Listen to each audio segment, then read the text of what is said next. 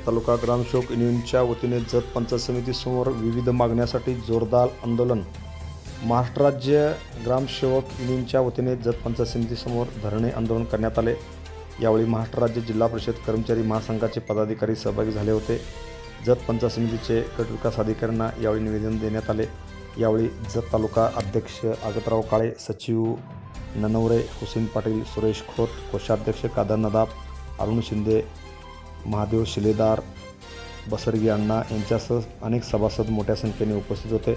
महाराष्ट्र राज्य कर्मचाऱ्यांना विविध मागण्याच्या पूर्ततेसाठी ही चळवळ उभारण्यात आली आहे। प्रलंबित मागण्याबाबत प्रशासनाने त्वरित सकारात्मक निर्णय घ्यावा, मागण्याची दखल घ्यावी, अन्यथा पुढील आंदोलन अधिक तीव्र करण्यात येईल, असा इशारा जत तालुका ग्रामसेवक युनियनचे अध्यक्ष मान्य आगतराव काळे यांनी यावेळी दिला।